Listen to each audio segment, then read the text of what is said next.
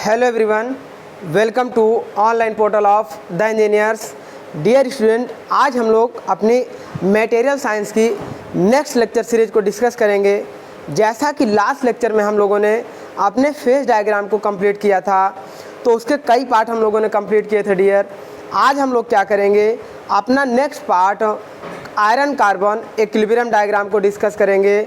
और देन जब ये हमारा कंप्लीट हो जाएगा तो हम लोग फिर next part heat treatment, that means very important topic हमारा होगा मटेरियल साइंस का, उसको हम लोग डिस्कस करेंगे। तो चलिए डियर स्टूडेंट, आज हम लोग स्टार्ट करते हैं अपना नेक्स्ट लेक्चर, जो हमारा होगा आयरन कार्बन इक्विलिब्रियम डायग्राम। तो आइए आज का टॉपिक हम लोग स्टार्ट करते हैं आयरन कार्बन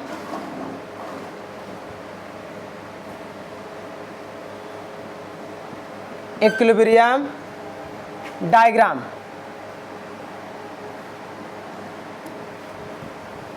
देखिए इसमें क्या होगा स्टूडेंट, जब हम लोग किसी आयरन में परसेंटेज ऑफ कार्बन को मिलाते हैं, किसी आयरन में परसेंटेज ऑफ कार्बन को मिलाते हैं, मतलब हम आयरन की एलॉइंग करते हैं।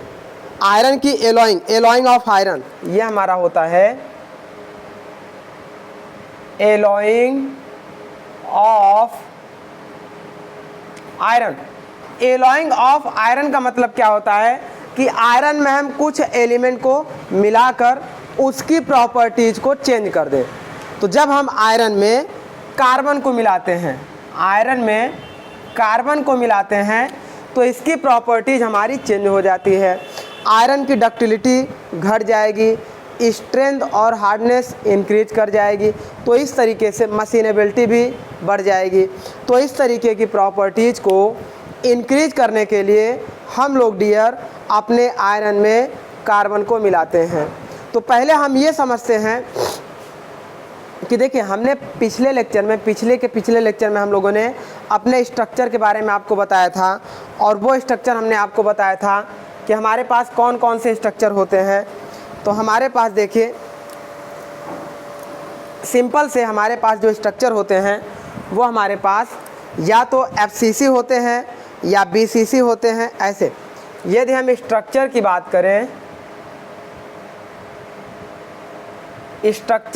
करें, तो सिंपल क्यूबिक सेंटर हमारे पास होता था। उसके बाद FCC होता था, फेस क्यूब सेंटर, फिर बॉडी क्यूब सेंटर होता था, देन HCP होता था। ये हमारे क्या होते थे, क्रिस्टल स्ट्रक्चर होते थे। इसे हम बोलते थे क्रिस्टल स्ट्रक्चर। अब इन क्रिस्टल स्ट्रक्चर में हमने आपको बताया था कि कौन हार्डर होगा, कौन सॉफ्टर होगा, कौन डक्टाइल होगा, किसकी कैसी स्ट्रक्चर होगी, वो आप लास्ट लेक्चर में हमारे जाकर देख सकते हैं, पिछले लेक्चर में। तो वहाँ पर हमने आपको बताया था क्रिस्टल स्ट्रक्चर के बारे में। अब हम क्या डील करेंगे, अगर उसका क्रिस्टल स्ट्रक्चर चेंज करना हो, मान लीजिए कि अगर हमें किसी आयरन का crystal structure simple cube centre हो और हमें चेंज करके फेस क्यूब सेंटर या बॉडी क्यूब सेंटर लाना हो, मान लीजिए हमें बॉडी क्यूब सेंटर लाना हो, जैसे FCC हमारा क्या होगा, डक्टाइल होगा, ये डक्टाइल नेचर में होगा, और BCC हमारा क्या होगा, ब्रिटल नेचर में होगा। अगर हमारे पास FCC स्ट्रक्चर है, इट मीन्स उसकी डक्टिलिटी ज़्यादा है। अब इसकी डक्टिलिटी को हमें डिक्रीज करना है और उसमें ब्रिटलनेस को इंक्रीज करना है, तो हमें क्या करना होगा, FCC के स्ट्रक्चर को चेंज करके BCC का स्ट्रक्चर एडॉप्ट करना होगा। जब अंदर उसके जाएंगे तो मॉलिक्यूल के जो क्रिस्टल स्ट्रक्चर होंगे उनके FCC स्ट्रक्चर को चेंज करके BCC स्ट्रक्चर में आना होगा। तो उसी स्ट्रक्चर चेंज करने के लिए हम लोग कुछ मेथड का यूज करते हैं। तो इन स्ट्रक्चर को चेंज करने के लिए हम लोग कुछ मेथड का यूज करते हैं, और वो जो मेथड हमारे होते हैं, method change of crystal structure. Crystal structure के मेथड, क्रिस्टल स्ट्रक्चर को चेंज करने के लिए जो बेसिक हम लोग मेथड यूज करते हैं वो हम लोग कौन कौन सा यूज करते हैं, या तो उस मटेरियल की हीटिंग कर दें या तो उस मटेरियल की कूलिंग कर दें। दोनों एक दूसरे का कंट्रोवर्सी हैं। या तो हम लोग हीटिंग कर दें या तो हम लोग कूलिंग कर दें। हीटिंग और कूलिंग दोनों कर हम मटेरियल के क्रिस्टल स्ट्रक्चर को चेंज कर सकते हैं। और ये दोनों प्रोसेस हमारा किसके अंतर्गत आता है? Both process are involve in topic heat treatment. ये दोनों प्रोसेस हमारे हीट ट्रीटमेंट के अंतर्गत आते हैं। तो ये तो था हमारा बेसिक क्रिस्टल स्ट्रक्चर को हम जब चेंज करेंगे। लेकिन अगर हम विदाउट क्रिस्टल स्ट्रक्चर चेंज किए, उसमें परसेंटेज ऑफ कार्बन को ऐड करके उसके स्ट्रक्चर को चेंज करना चाहें तो कैसे होगा? उसी को हम लोग पढ़ते हैं आयरन कार्बन इक्विलिब्रियम डायग्राम में। तो पहले हम आपको ये बता दें कि कितने डिग्री टेम्परेचर पर कौन सा स्ट्रक्चर होगा, फिर उसके नीचे आएंगे तो कौन सा स्ट्रक्चर होगा। तो ये जानना हमारे लिए बेहद ज़रूरी है। तो पहले हम देखें स्टूडेंट, ये स्टार्ट करेंगे कि हमारा जो क्रिस्टल स्ट्रक्चर होगा वो कितने कितने डिग्री पे किस तरीके से होता है।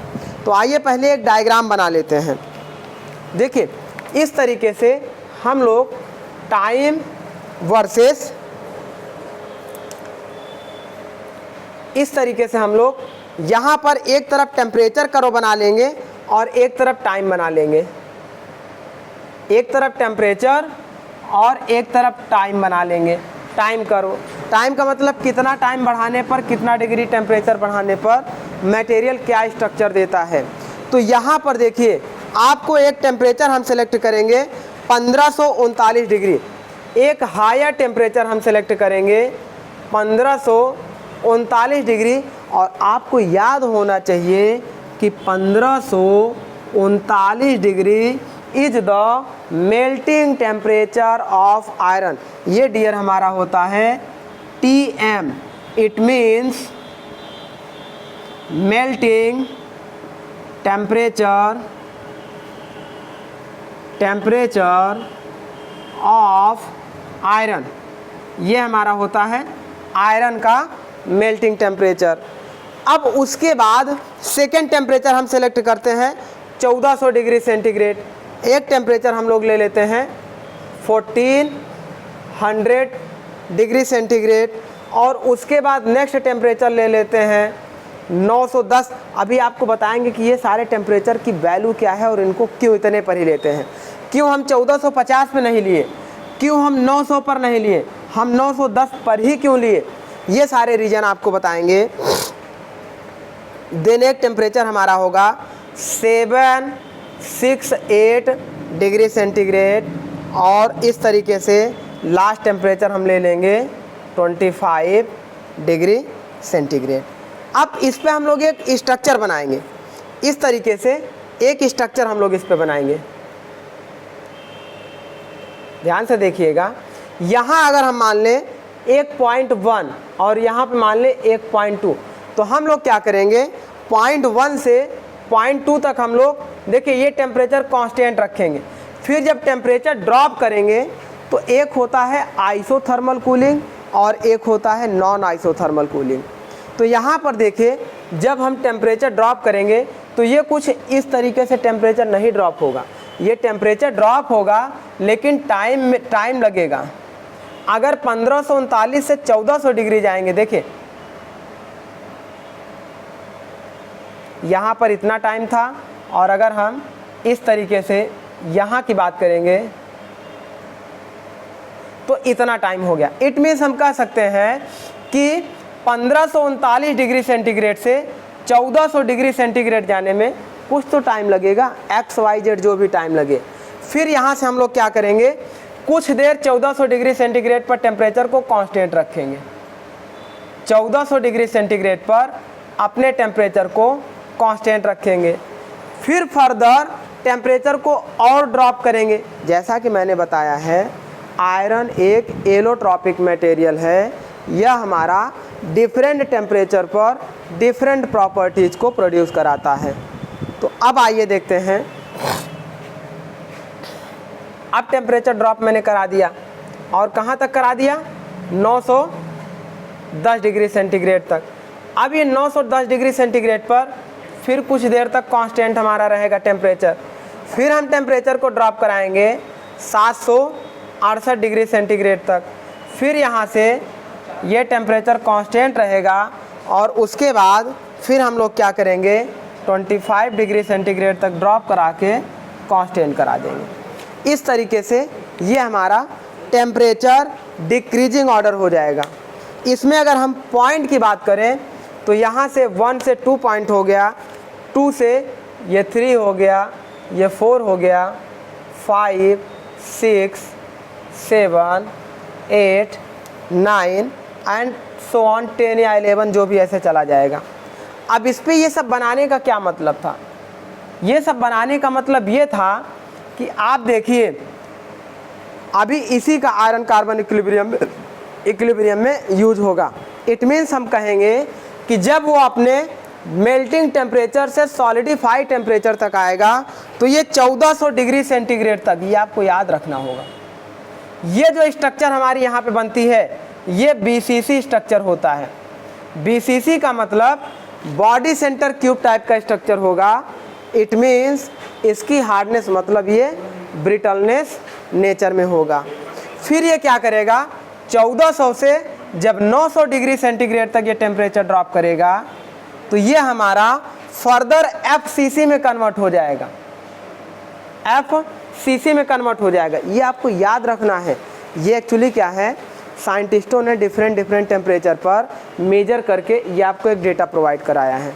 तो आपको याद रखना होगा कि जब 1539 से 1400 डिग्री सेंटीग्रेड तक हमारा BCC स्ट्रक्चर होगा, और 1400 से 910 डिग्री सेंटीग्रेड तक FCC स्ट्रक्चर में कन्वर्ट हो जाता है।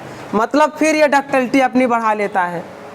अब 910 से 768 डिग्री सेंटीग्रेड तक जो हम लोग आते हैं, पहले तो ये समझिए कि 768 डिग्री सेंटीग्रेड हमारा क्या होता है? तो ये हमारा एक क्यूरी पॉइंट टेम्परेचर होता है। जहाँ पर आपसे पूछे डियर 768 डिग्री सेंटीग्रेड किसी आयरन के लिए कौन सा टेम्परेचर होता है, तो ये हमारा क्यूरी पॉइंट होता है। ये हमारा क्यूरी पॉइंट टेम्परेचर होता है। अच्छा, इस क्यूरी पॉइंट का मतलब क्या होता है पहले ये समझिए। ऐसा टेम्परेचर पॉइंट जिसके ऊपर जाने पर मटेरियल अपनी मैग्नेटिक प्रॉपर्टीज़ को चेंज करता है, नीचे जाने पर भी मटेरियल अपनी मैग्नेटिक प्रॉपर्टीज़ को चेंज करता है ना। इट मीन्स हम कह सकते हैं Curie point temperature is that temperature, ऐसे देखिए, Curie point temperature is that temperature in which above Curie point or below Curie point material change its magnetic properties. Above or below Curie point temperature,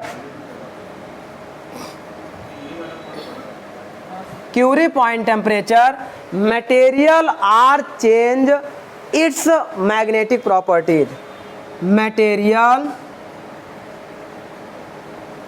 are change its magnetic properties.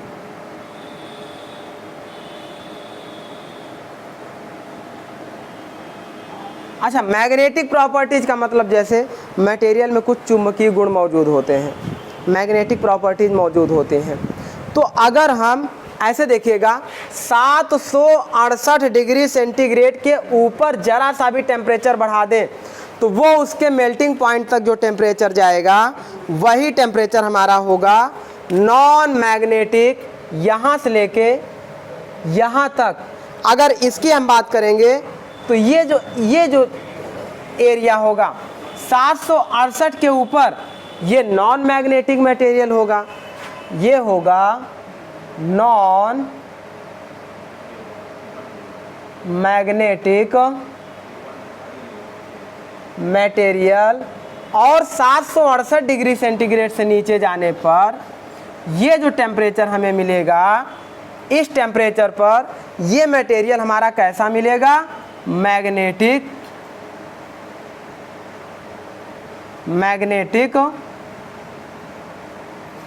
Material. तो ऐसा dear देखिए, Curie point एक ऐसा temperature होता है जिसके नीचे material magnetic properties को शो करेगा और जिसके ऊपर मटेरियल आपका नॉन मैग्नेटिक प्रॉपर्टीज को शो करेगा।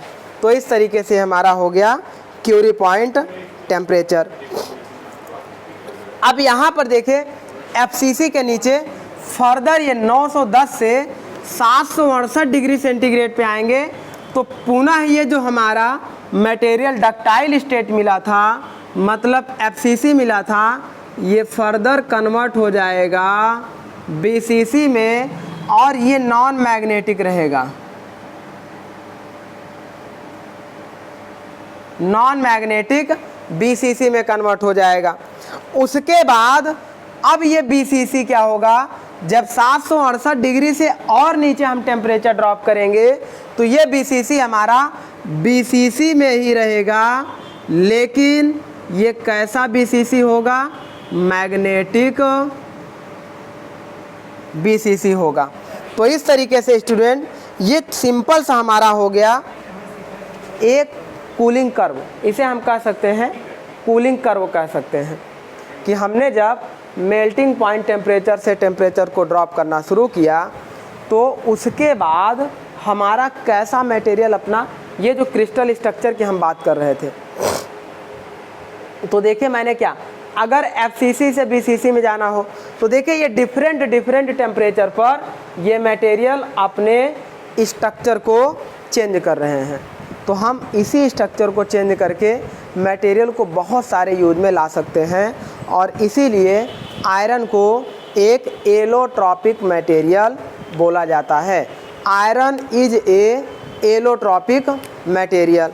तो इसे राइट डाउन करिए डियर, फिर हम लोग आगे बढ़ते हैं। ये क्यूरी पॉइंट ज़रूर नोट करिएगा क्योंकि क्यूरी पॉइंट आपसे एग्जाम में पूछा जाता है, पुटअप किया जाता है।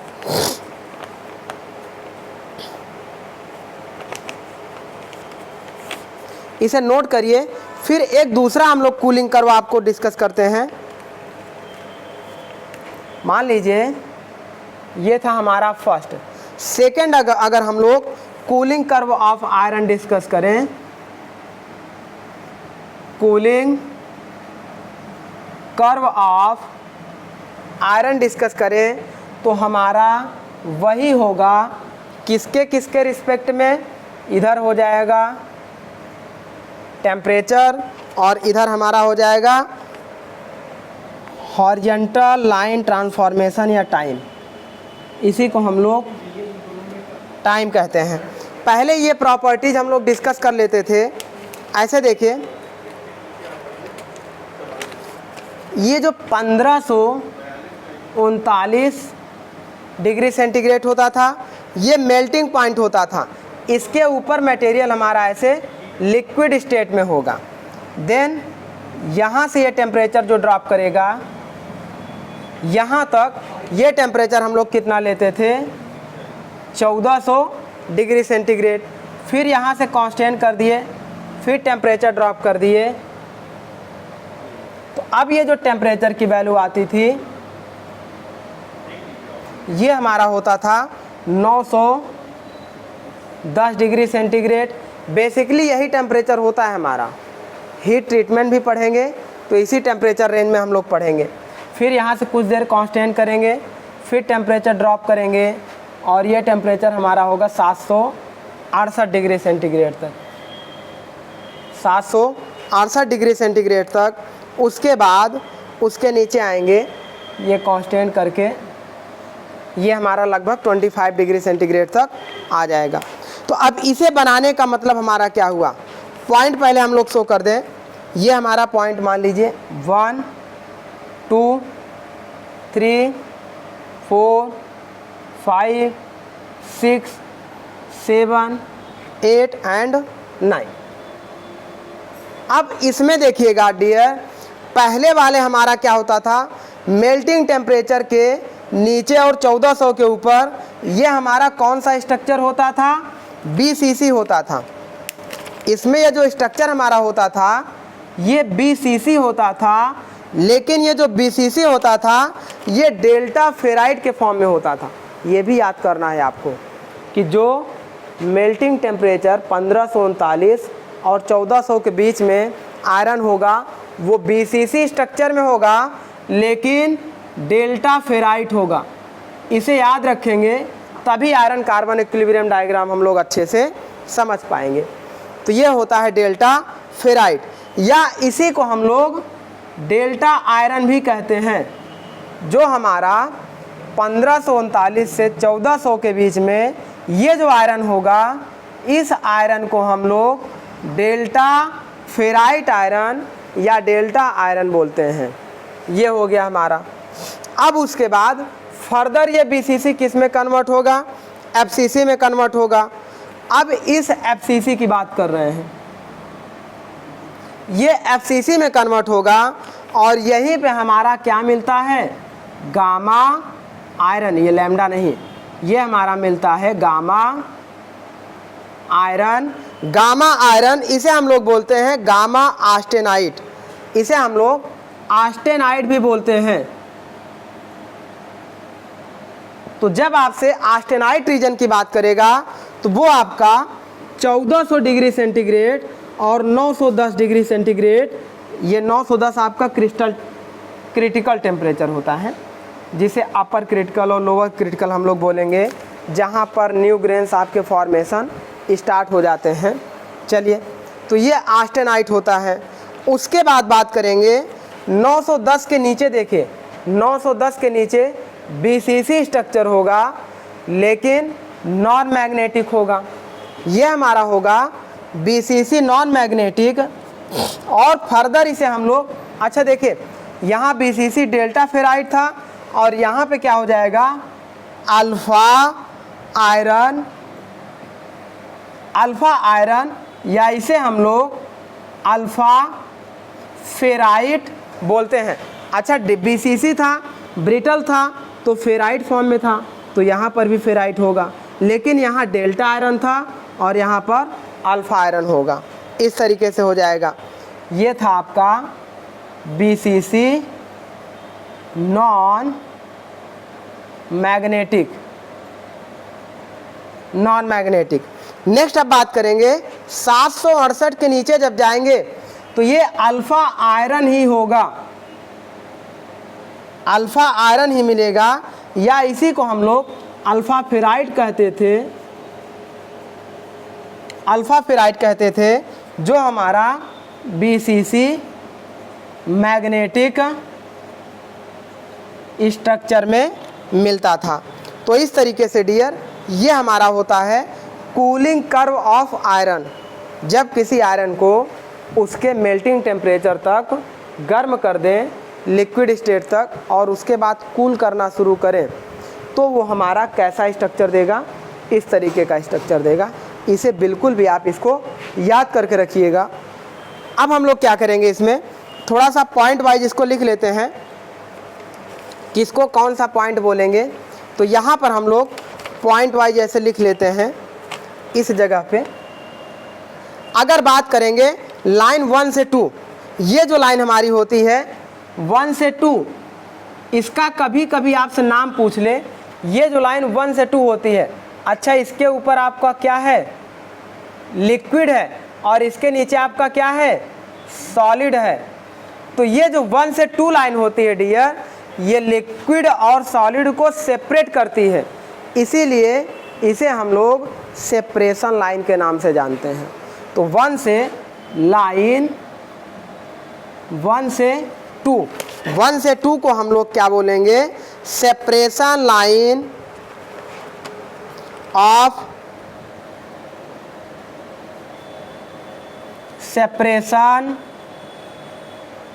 Line of liquid to solid, liquid to solid. या तो लिक्विड से सॉलिड में जा रहा है तो इसका हमारा क्या हो रहा है, फेज ट्रांसफॉर्मेशन हो रहा है, या तो 1 से 2 लाइन को सेपरेशन लाइन हम लोग बोल देते हैं, या तो फेज ट्रांसफॉर्मेशन लाइन बोलते हैं, या state transformation line, state transformation line, state transformation line. अब यहाँ पर देखिए लाइन 3 से 4 की बात कर रहे हैं। अच्छा, 3, 4 के ऊपर हमारा क्या है, बीसीसी स्ट्रक्चर है। देखिए 3 और 4 से ऊपर जो भी स्ट्रक्चर है ये बीसीसी है, और 3 और 4 के नीचे हमारा कौन सा स्ट्रक्चर है, एफसीसी स्ट्रक्चर है। तो इसका मतलब ये जो लाइन आपकी 3 और 4 होती है ये हमारी क्रिस्टल स्ट्रक्चर ट्रांसफॉर्मेशन लाइन होती है। ये ज़रूर आपसे पूछ सकता है, ये जो 3, 4 के ऊपर बीसीसी फॉर्म है और 3, 4 के नीचे एफसीसी फॉर्म है, इसका मतलब ये लाइन दोनों क्रिस्टल को अलग कर रही है। सिमिलर 5 और 6 लाइन भी क्रिस्टल स्ट्रक्चर को अलग कर रही है, लेकिन क्या 7 और 8 लाइन क्रिस्टल स्ट्रक्चर को अलग करेगी? नहीं करेगी। ऐसा क्यों? क्योंकि ये भी बीसीसी है और ये भी बीसीसी है, दोनों का क्रिस्टल स्ट्रक्चर सेम है। तो ये ध्यान रखिएगा, 3 और 4 लाइन, 5 और 6 लाइन, ये हम कह सकते हैं line 3, 4 and 3, 4 and 5, 6, 5, 6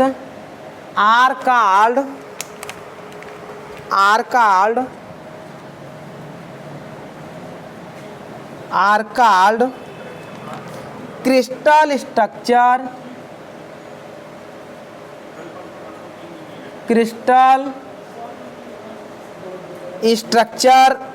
transformation line.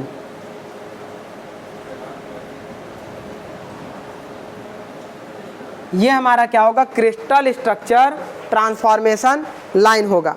तो इस तरीके से इसे हम लोग डिस्कस करेंगे। अब इसमें 3 से 4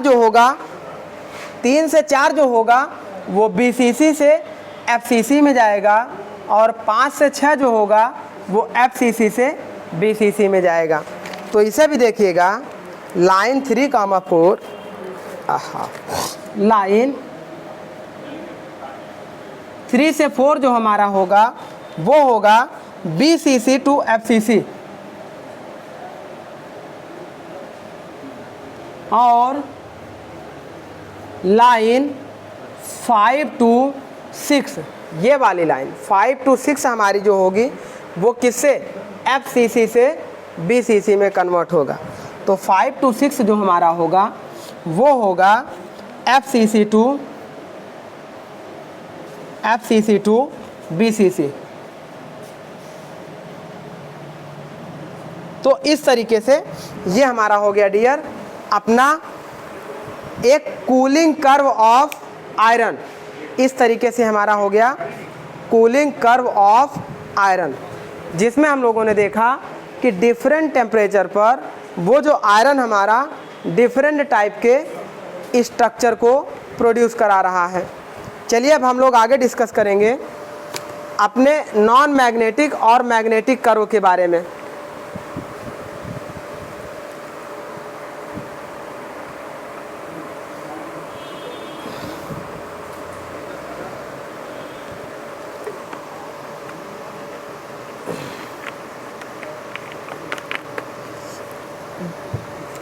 चलिए डियर, अब देखिए इसमें हम लोग क्या करेंगे। यहाँ पर देखिए जो हम लोग लाइन 1 से 2, लाइन 3 से 4, ये हमारी BCC से FCC crystal structure transformation line थी। उसके बाद सिमिलर 5 से 6 भी FCC से BCC crystal structure transformation line हो गई। उसके बाद BCC से BCC मतलब जो 7 से 8 लाइन है, क्या ये क्रिस्टल स्ट्रक्चर को चेंज करेगा? नहीं चेंज करेगा। लेकिन एक क्वेश्चन आपसे वेरी वेरी इंपॉर्टेंट पूछा जाता है, ये आपका इम्पॉर्टेंट है। इम्पॉर्टेंट इसलिए है क्योंकि इस लाइन के नीचे सारा का सारा आयरन मैग्नेटिक प्रॉपर्टीज को प्रोड्यूस करेगा और इस लाइन के ऊपर नॉन मैग्नेटिक प्रॉपर्टीज को प्रोड्यूस करेगा। इट मीन्स जो हमारी 7 से 8 लाइन होगी, 7 to 8 लाइन होगी, ऐसे देखिएगा लाइन 7 to 8 ये हमारी मैग्नेटिक सेपरेशन लाइन कहलाती है। वेरी इंपॉर्टेंट है, आपसे पूछ लिया जा सकता है कि मैग्नेटिक सेपरेशन लाइन कितने डिग्री टेम्परेचर पर बनती है। तो टेम्परेचर कहाँ पे बनेगा? अपने क्यूरी पॉइंट पे बनेगा। और उसके बाद आपसे पूछ लिया जाए कि मैग्नेटिक सेपरेशन लाइन क्या करती है, तो यह non magnetic to magnetic material change करेगी या magnetic to non magnetic material change करेगी। तो इस तरीके से 7 से 8 जो लाइन हमारी होगी वो कहलाएगी non magnetic to magnetic, non magnetic to magnetic, या इसी को हम लोग दूसरी भाषा में मैग्नेटिक कैरेक्टरिस्टिक ट्रांसफॉर्मेशन लाइन कहते हैं। ये इंपॉर्टेंट है। और इट इज कॉल्ड, यही चीज़ इंपॉर्टेंट है, magnetic characteristic transformation line. Magnetic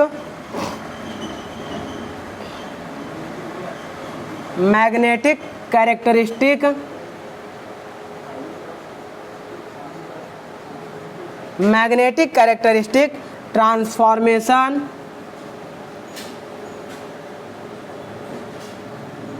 transformation line. तो इस लाइन को हम देखिए क्या कहेंगे, 7 से 8 लाइन को मैग्नेटिक कैरेक्टरिस्टिक ट्रांसफॉर्मेशन लाइन के नाम से हम लोग जानेंगे। और ऐसा इसलिए जानेंगे क्योंकि इस लाइन के ऊपर सारा मटेरियल नॉन मैग्नेटिक प्रॉपर्टीज को शो करेगा और इस लाइन के नीचे सारा मटेरियल मैग्नेटिक प्रॉपर्टीज को शो करेगा। तो ये स्टूडेंट हमारा हो गया मैग्नेटिक सेपरेशन लाइन। चलिए अब हम थोड़ी सी एक टेबुलेशन फॉर्म में स्टडी कर लेते हैं। इसे आप पूरा का पूरा राइट डाउन करिए। वेरी इंपॉर्टेंट टॉपिक चल रहा है आपका, है ना। इससे एग्जाम में क्वेश्चन बनते ही बनते हैं। मटेरियल साइंस में एक ये टॉपिक हो गया और एक हीट ट्रीटमेंट टॉपिक हो गया। इससे क्वेश्चंस आपके फॉर्म होते रहते हैं। तो इस तरीके से इस पूरे लाइन को आप नोट करिए, फिर हम लोग एक टेबुलेशन फॉर्म बनाकर इसको स्टडी कर देते हैं।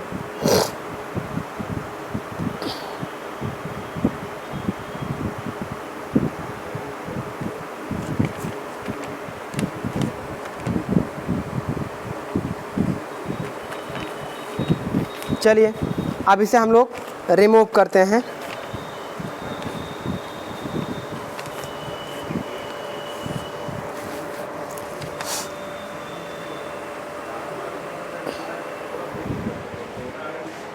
इसे हम लोग अब रिमूव करते हैं डियर। अब स्टार्ट करते हैं हम लोग और थोड़ा सा अपने आयरन पे कुछ डीप स्टडी करते हैं।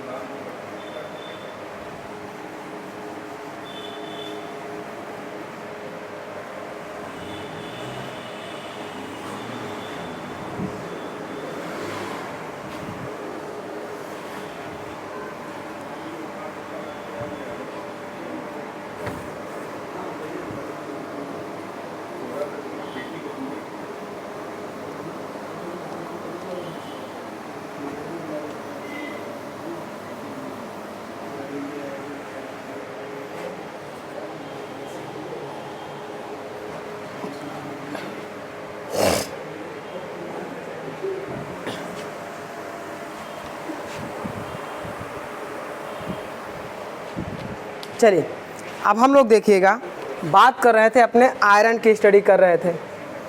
हम लोग जो टॉपिक स्टार्ट किए थे आयरन कार्बन इक्विलिब्रियम डायग्राम, तो इसका मतलब आयरन में हम कार्बन को ऐड कर रहे थे। तो ये ज़रूर आप याद रखिएगा कि जो आयरन मटेरियल हमारा है, iron is a allotropic material, iron is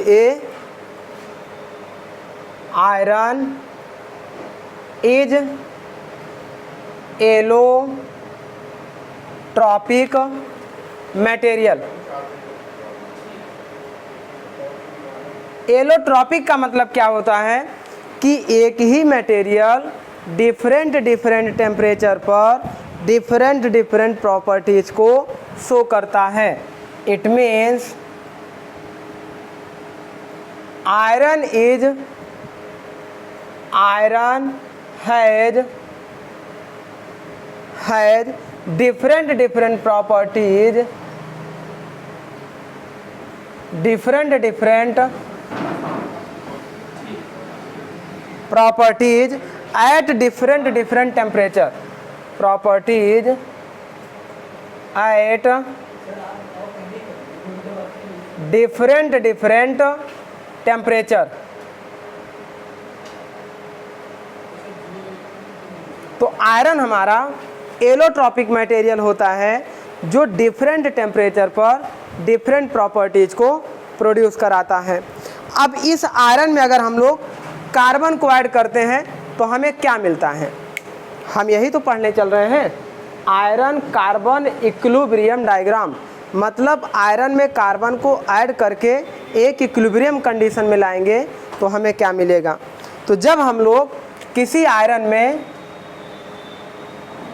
में जब कार्बन को ऐड कर दें, आयरन प्लस, ऐसे देखिए, आयरन प्लस कार्बन, जब आयरन और कार्बन को ऐड कर देंगे तो उस समय दो चीज़ें हमें मिलती हैं। पहली हमें मिलेगी, जब इसे ऐड करेंगे तो या तो वो हमारा स्टील मिलेगा और या तो वो हमारा कास्ट आयरन मिलेगा। और दोनों की फैमिली मैंने आपको डिस्कस कर दी है कि जब लेस देन 2.2% कार्बन हो तो वो हमारा स्टील कहलाता है, लेस देन 2.2% कार्बन या 2% भी कहीं कहीं लोग कहते हैं, वो अलग अलग डेटा है, उस पर कंफ्यूज मत होइएगा। तो ऐसा आयरन जिसमें 2% से कम कार्बन की मात्रा को ऐड की गई हो तो वो हम स्टील कहते हैं। और अगर उसमें 2% से 2% से 6.25% तक कार्बन को ऐड कर दें तो ऐसे कार्बन को हम लोग कास्ट आयरन कहते हैं। तो इस तरीके से देखिए, आयरन में हमें कार्बन की मात्रा को बढ़ाकर दो बिगेस्ट एडवांटेज वाले मटेरियल मिले, एक स्टील मिला और एक आयरन मिला, कास्ट आयरन मिला। तो ये एक बिग एडवांटेज था। This is a big advantage of iron, this is a big advantage of iron, this is a big advantage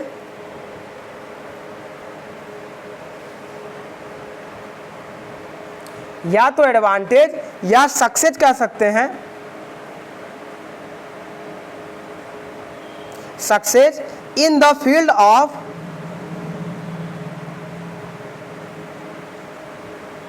material science. Material science की फील्ड में एक बहुत बड़ा एडवांटेज मिला, मटेरियल साइंस की फील्ड में एक बहुत बड़ा एडवांटेज मिला, जैसे कि स्टील और कास्ट आयरन हमारे वेरी सॉफ्ट और वेरी हार्ड रेंज में मिलने लगे, है ना। Like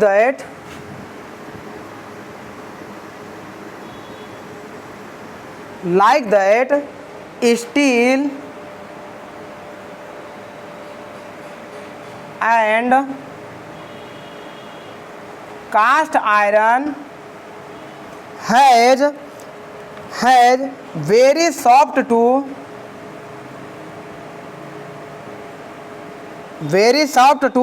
hard range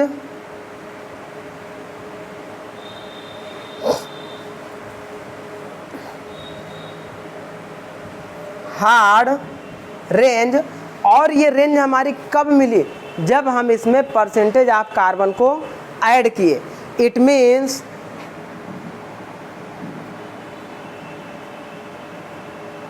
means this range कौन से, सॉफ्ट टू हार्ड या hard to soft.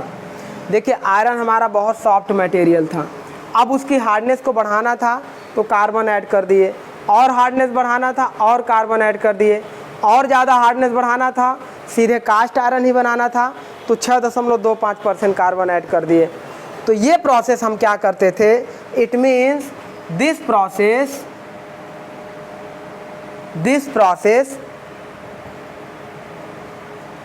is completed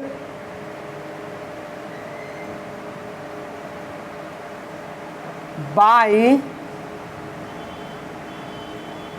adding the carbon,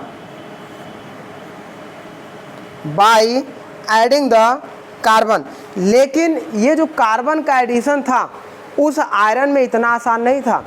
आप किसी सॉलिड मटेरियल में दूसरे सॉलिड मटेरियल को ऐड करिए, वो इतनी आसानी से उसमें ऐड नहीं होगा।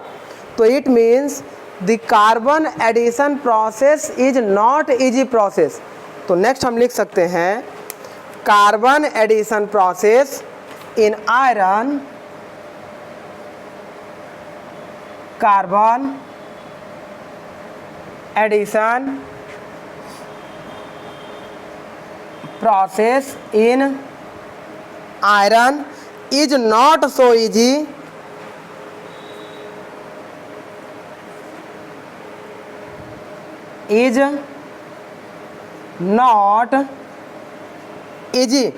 तो उसलिए हम लोगों ने क्या किया, उस कार्बन को डिफरेंट रेंज में ऐड करना शुरू किया। तो जब उस प्रॉब्लम को हमने देखा कि आसानी से ऐड नहीं होगा, तो इसीलिए उस परसेंटेज ऑफ कार्बन को डिफरेंट रेंज में 2%, 4%, 5%, 6%, तो डिफरेंट रेंज में हम लोगों ने ऐड करना शुरू किया। So we are reduce this problem, it means addition of carbon, it means addition of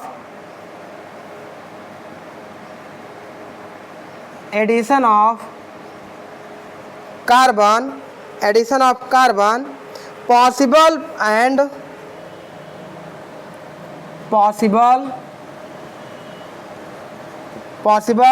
till certain limit,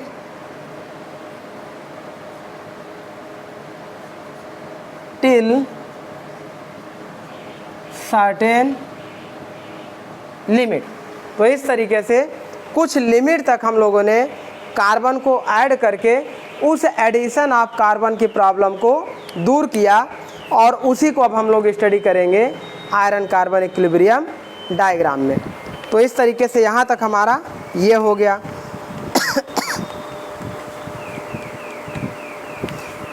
और मेनली जो हमारा प्रॉब्लम दूर हुआ, अच्छा देखिए, जो हमने प्रॉब्लम को किस पे सर्टेन लिमिट में ऐड किया, लेकिन ऐड करने का तरीका भी हमने क्या रखा, मटेरियल को हीट करके। यदि आयरन को हम हीट कर दें तो इसमें परसेंटेज ऑफ कार्बन की एब्जॉर्बशन कैपेसिटी इंक्रीज हो जाएगी। ये ज़रूर याद रखिएगा, चाहे इसे हम लोग नोट करके लिख दे रहे हैं, नोट पॉइंट करके हम लोग इसे लिख दे रहे हैं। यहाँ पे हमारा पॉइंट क्या होगा, ऐसे देखिएगा, iron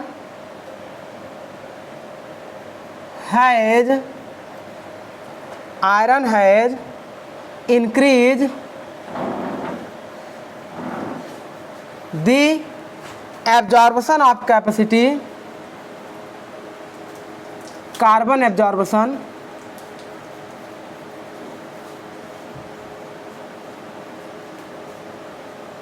carbon absorption capacity by increasing the heating of iron, by increasing the heating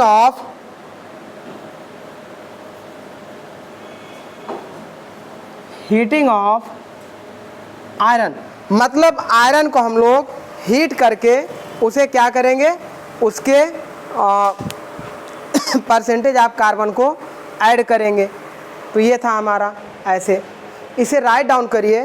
फिर हम लोग देखेंगे अगर माय डियर 100% आयरन होगा तो उसे हम लोग प्योर आयरन बोलते हैं, प्योर आयरन बोलते हैं। अगर वो हमारा 6.25% तक कार्बन हो जाए, नहीं सॉरी, अगर 100% कार्बन हो जाए तो 100% कार्बन का मतलब ग्रेफाइट होता है, और ग्रेफाइट हमारा वेरी हार्ड स्ट्रक्चर होता है। तो हम क्या करते हैं, उसमें से कुछ परसेंट कार्बन को ऐड करते हैं अपने आयरन में। तो इस तरीके से 100% ना तो आयरन का यूज कर पाएंगे, ना ही 100% कार्बन का यूज कर पाएंगे। कुछ परसेंट कार्बन हम लोग उसमें ऐड करेंगे, जिससे वो हमारा क्या होगा, अपने सीमेंटाइड जोन में चला जाएगा। तो चलिए उसे हम लोग बना लेते हैं। इसे राइट डाउन करिए, फिर हम लोग उसे भी शो कर लेते हैं। चलिए इसे रिमूव करते हैं।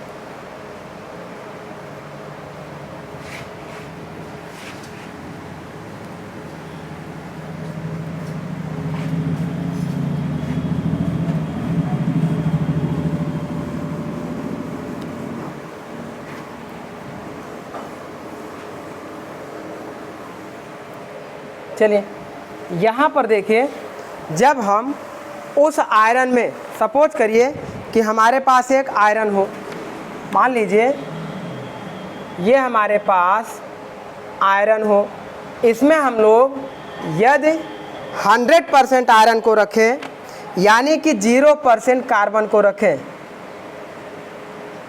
और दूसरे केस में 100% कार्बन को रखें,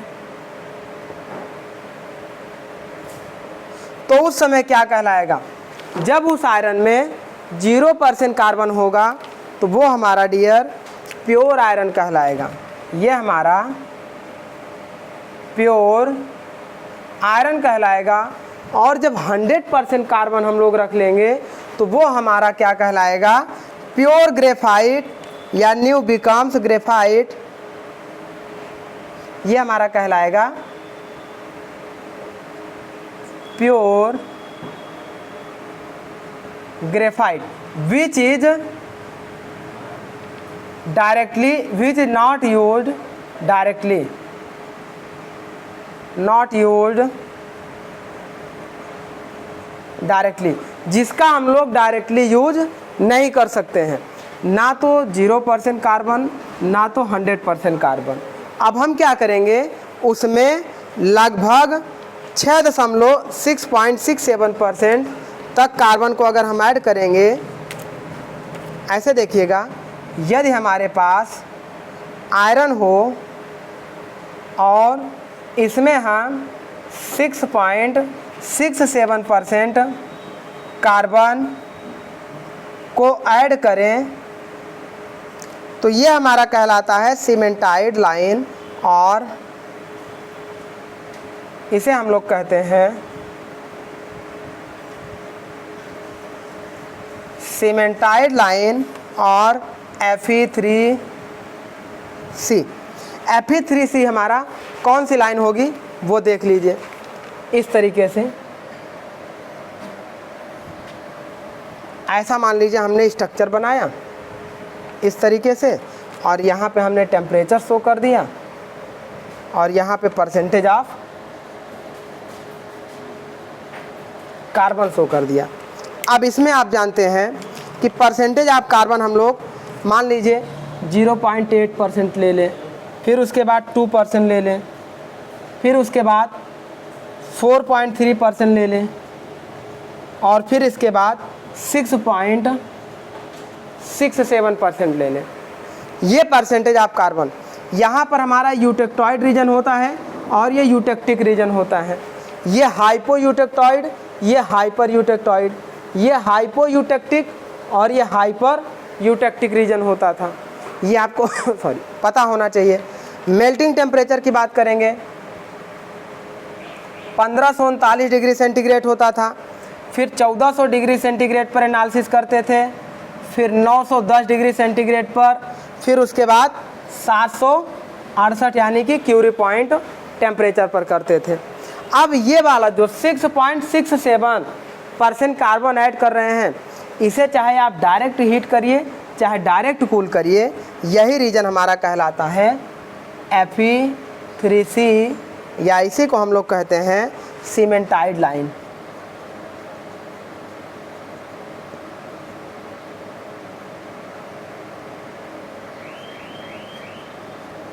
इसी को हम लोग सीमेंटाइड लाइन के नाम से जानते हैं। तो ये हमारा हो गया, जब कार्बन हम कितना परसेंट ऐड करेंगे तो आयरन हमारा क्या स्ट्रक्चर देगा। चलिए अब थोड़ा सा हम लोग देख लेते हैं परसेंटेज ऑफ कार्बन ऐड करने पर टेम्परेचर के साथ क्या इफेक्ट पड़ेगा। वही चीज़ तो हम लोग स्टडी कर रहे हैं आयरन कार्बन इक्विलिब्रियम डायग्राम पे। तो हम लोग छोटे छोटे पार्ट डिस्कस करते करते पूरा एक बड़ा सा आयरन कार्बन इक्विलिब्रियम डायग्राम बना लेंगे। तो पहले हम लोग क्या डिस्कस करेंगे कि उस कार्बन आयरन में टेम्परेचर का क्या इफेक्ट पड़ेगा। चलिए इसे राइट डाउन करिए, फिर हम लोग डिस्कस करते हैं।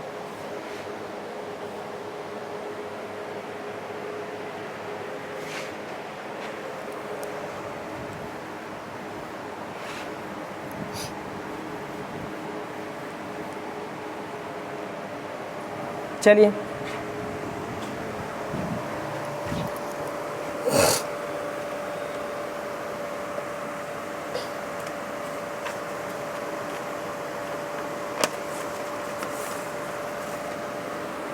आइए हम लोग डिस्कस करते हैं, जब हम कार्बन को ऐड करें तो टेम्परेचर के साथ क्या इफेक्ट पड़ेगा। तो नेक्स्ट हेडिंग हम लोग डाल लेते हैं percentage of carbon and temperature curve.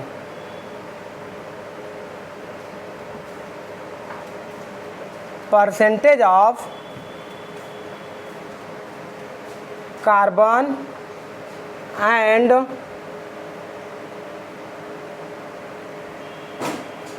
Temperature curve. Percentage of carbon and temperature curve, इसमें हम ये देखेंगे कि कितने परसेंट टेम्परेचर, कितना परसेंट कार्बन कितने परसेंट टेम्परेचर पर एब्जॉर्ब कर रहा है और कहाँ पे नहीं कर रहा है, इसको हम लोग देखेंगे। तो यहाँ पर सबसे पहले एक ग्राफ हम लोग प्लॉट करते हैं। देखिए कुछ चीज़ें तो आपको याद रखनी पड़ेंगी, क्योंकि नहीं याद रखेंगे तो फिर आपका ये टॉपिक कंप्लीट नहीं हो पाएगा। कंप्लीट तो हो जाएगा लेकिन आपके हिसाब से कंप्लीट नहीं हो पाएगा। पहले एक टेम्परेचर यहाँ पे हम लोग क्या लेते थे, 1539 डिग्री सेंटीग्रेड, जिसे हम लोग मेल्टिंग टेम्परेचर बोलते थे। अब इस मेल्टिंग टेम्परेचर के बाद एक टेम्परेचर हम लोग ले लेते हैं 1492 डिग्री सेंटीग्रेड, और नेक्स्ट टेम्परेचर हम लोग ले लेते हैं 1400 डिग्री। 1400 डिग्री सेंटीग्रेड तो हम लोग लेते ही थे, लेकिन बीच में एक और टेम्परेचर लेंगे 1492 डिग्री। अभी बताते हैं ये कौन सा टेम्परेचर होगा। चलिए अब उसके बाद हम लोग क्या करेंगे, फिर एक और टेम्परेचर यहाँ पर रेंज ले लेंगे 1147 डिग्री सेंटीग्रेड। 1147 डिग्री सेंटीग्रेड, और ये 910 अपना रहेगा ही। 910 के बाद फिर उसके बाद 727 डिग्री सेंटीग्रेड एक ले लेंगे। देखिए यहाँ पर हम लोग 768 क्यूरी पॉइंट लेते थे, लेकिन अभी हम लोग 727 डिग्री सेंटीग्रेड ले रहे हैं। तो पहले आइए इस पर डिस्कशन कर लेते हैं। एक इसका डायग्राम बना लेते हैं। डायग्राम देखिए कैसे बनाते हैं। 727 डिग्री सेंटीग्रेड से एक पैरेलल लाइन ऐसे खींच लेते हैं। देन आफ्टर सिमिलर इसी तरीके से 1147 डिग्री सेंटीग्रेड से भी एक पैरेलल लाइन हम लोग ऐसे खींच लेते हैं। ये पैरेलल नहीं जा रही है,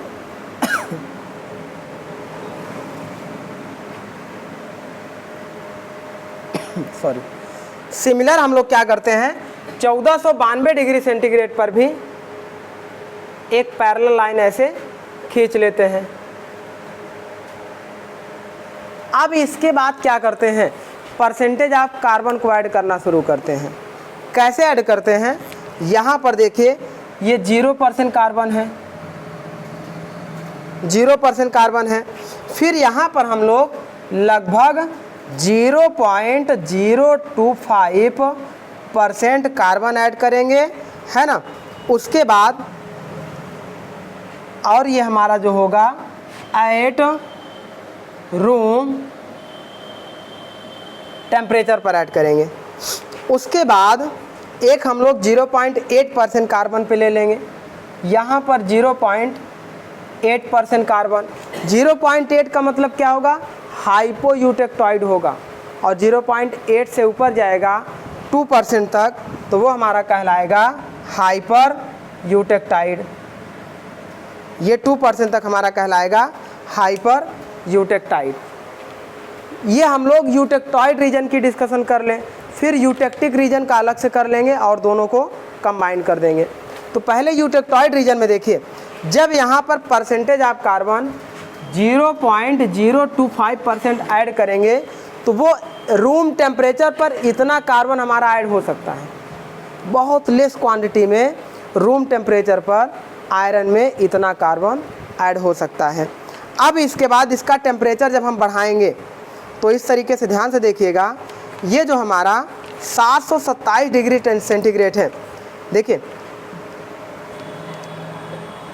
एक यहाँ पर हम लोग लेंगे इसे हम लोग ऐसे बाहर लिखा देते हैं 0.008% कार्बन।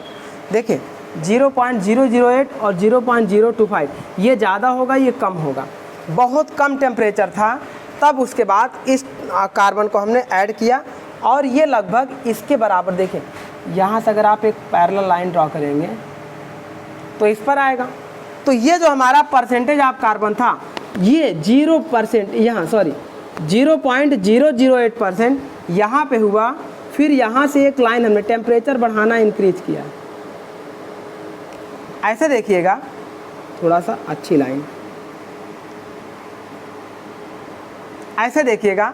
जब हमने क्या किया, 727 डिग्री सेंटीग्रेड तक हमने टेम्परेचर इंक्रीज कर दिया तो उस समय परसेंटेज ऑफ कार्बन देखिए यहाँ पे कितना हो गया, 0.025% ऐड हो गया।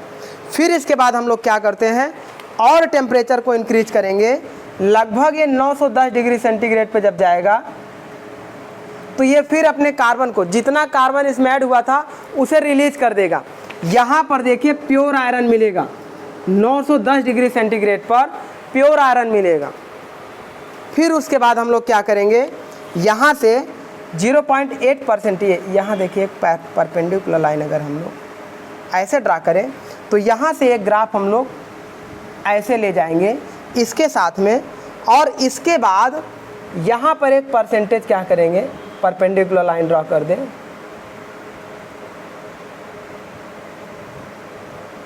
और इस तरीके से ग्राफ हम लेके चले जाएं। अब इसका मतलब समझिएगा,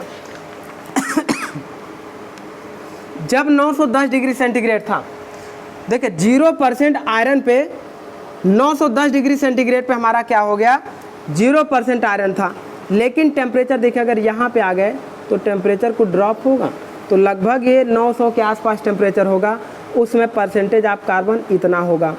लब देखिए 727 डिग्री सेंटीग्रेड पर 0.8% कार्बन हम यहाँ पर मैक्सिमम ऐड कर सकते हैं। मैक्सिमम 0.8% कार्बन हम लोग कितना, 727 डिग्री सेंटीग्रेड पर ऐड कर सकते हैं।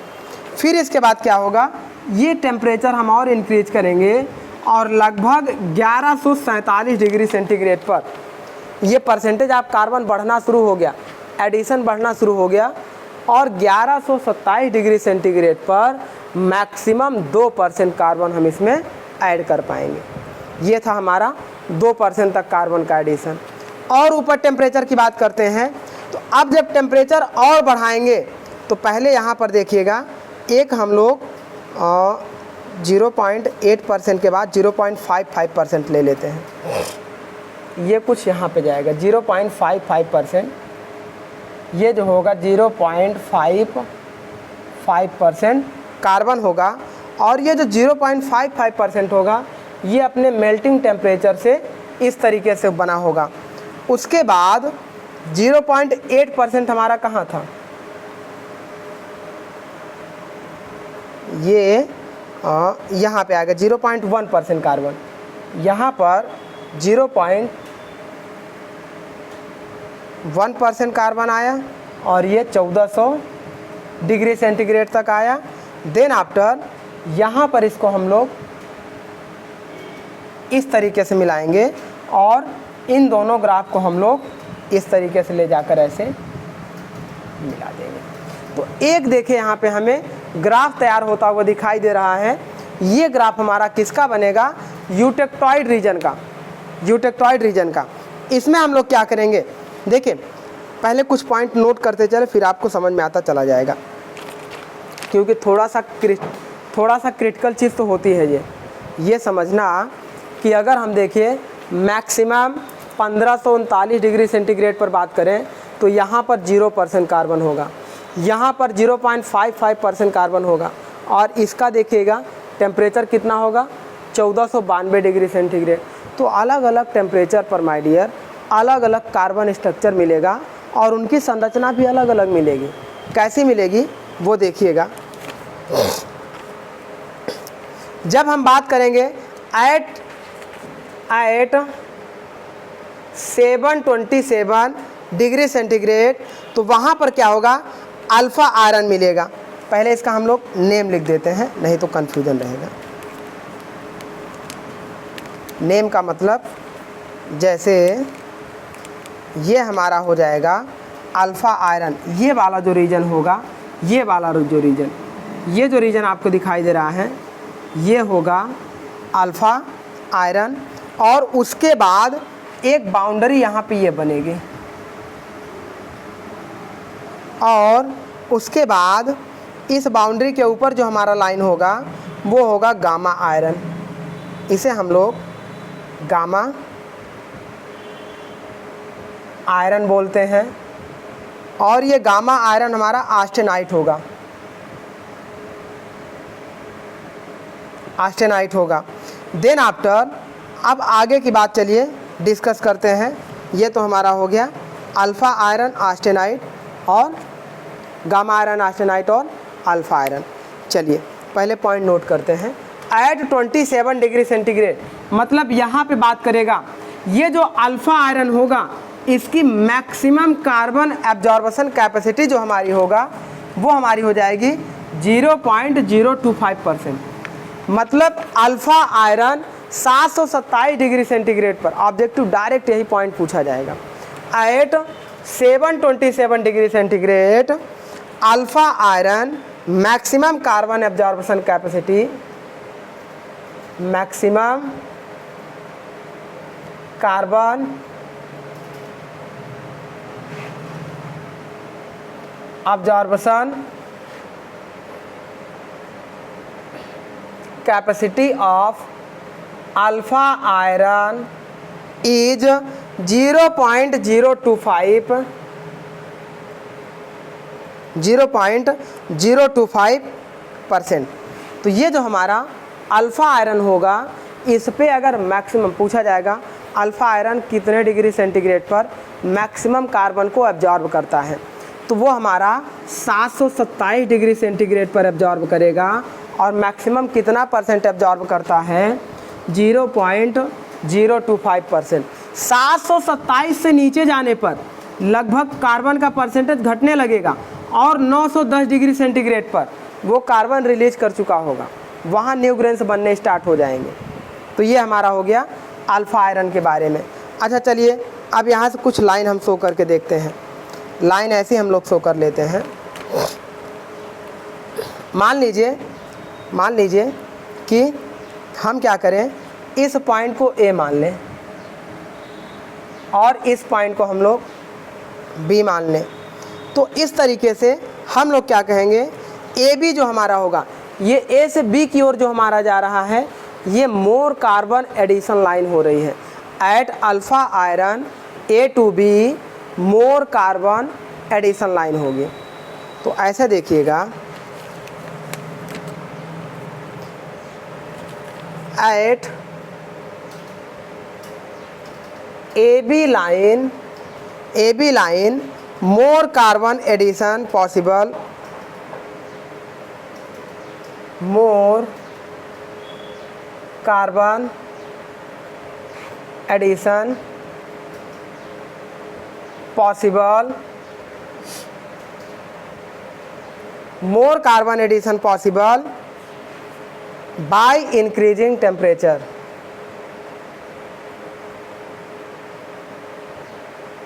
Bye increasing temperature. यहाँ देखिए 0 डिग्री से टेम्परेचर बढ़ाना शुरू किए, 727 तक जाने पर कार्बन का एडिशन हमारा बढ़ रहा है।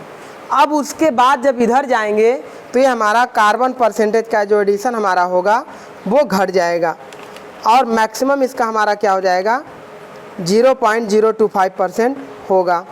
चलिए, लेकिन 910 डिग्री सेंटीग्रेड पर ये अल्फ़ा आयरन हमारा प्योर आयरन मिलेगा। एट नेक्स्ट पॉइंट देखिए, at 910 degree centigrade alpha iron becomes pure iron. -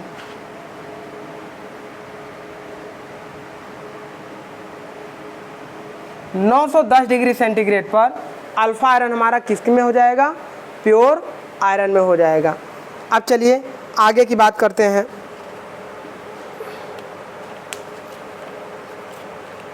Eight देखिए, pure iron in case of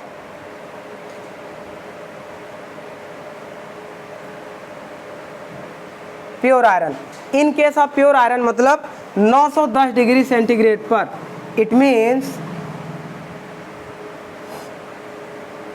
eight 910 degree centigrade जो अल्फ़ा आयरन हमारा होगा, अल्फ़ा आयरन जो हमारा होगा वो कन्वर्ट हो जाएगा अल्फ़ा आयरन 0% कार्बन में, है ना, कन्वर्ट अल्फ़ा आयरन 0% कार्बन में even at lower temperature, even at lower temperature कितना, 7 to 7 degree centigrade, 7 to 7 degree centigrade, percentage of carbon is equal to 0.8% के आसपास, 0.8, 7 to 7 डिग्री सेंटीग्रेड यहाँ पर 0.8% तक कार्बन ऐड कर सकते हैं। लेकिन 910 डिग्री सेंटीग्रेड पर, यहाँ देखिएगा 910 डिग्री सेंटीग्रेड पर ये हमारा क्या हो जाएगा, ये जो अल्फ़ा आयरन था, ये पूरा रीजन देखिए, ये जो अल्फ़ा आयरन था कार्बन को डिक्रीज करते करते 0% कार्बन में आ जाएगा। तो इस तरीके से ये तो हमारा एक अल्फ़ा आयरन के बारे में इंट्रोडक्शन हो गया। अब अल्फ़ा आयरन के बाद और आगे की बात करते हैं गामा आयरन की। जो गामा आयरन हमारा बन रहा है, ये जो गामा आयरन बन रहा है इसमें मैक्सिमम परसेंटेज ऑफ कार्बन कितना होगा, 2% होगा एट 1127 डिग्री सेंटीग्रेड। ये भी सीधे ऑब्जेक्टिव पूछा जाता है कि गामा आयरन जो हमारा होगा ये भी सॉलिड होगा, इस सॉलिड गामा आयरन में मैक्सिमम परसेंटेज ऑफ कार्बन कितना होगा, 2% होगा। कितने डिग्री सेंटीग्रेड पर, 1127 डिग्री सेंटीग्रेड पर। तो इसको भी नोट कर लेते हैं।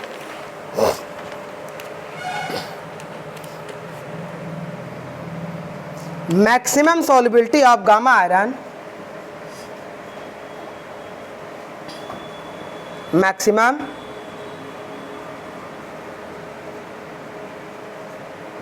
solubility of gamma iron is 2% carbon at 2% carbon होगा कितना डिग्री सेंटीग्रेड पर, एट 1147 डिग्री सेंटीग्रेड। और उसके बाद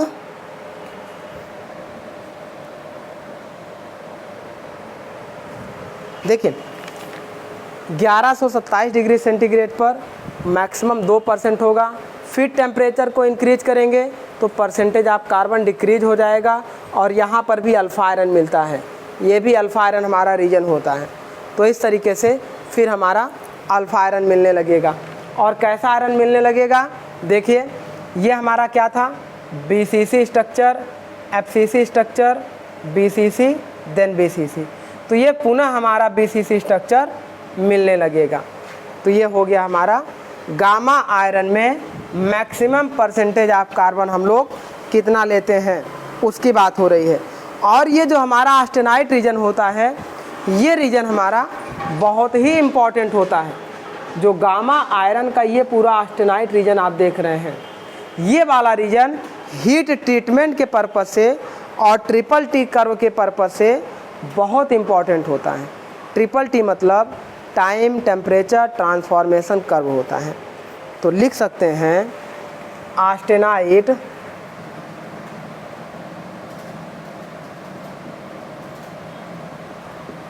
reason is are very important, very very important, very very important in case of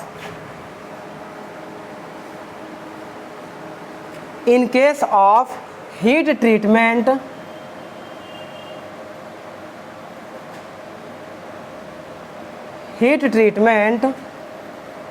and triple T curve। Triple T का मतलब time comma temperature transformation, time temperature transformation, ये हमारा हो गया। इसके लिए बहुत ही इम्पॉर्टेंट होता है। अब इसमें जो अल्फ़ा आयरन हमारा होगा वो कन्वर्ट होता है, ये जो अल्फ़ा आयरन था सीधे कन्वर्ट होता है गामा आयरन में, और यहाँ पर BCC से FCC स्ट्रक्चर में चला जाता है। तो एक ऐसे इक्वेशन लिख लेते हैं, इसे मिटा देते हैं, नोट कर लीजिएगा क्योंकि ये सारे पॉइंट आपके एग्ज़ाम के पॉइंट ऑफ व्यू से इम्पॉर्टेंट रहेंगे।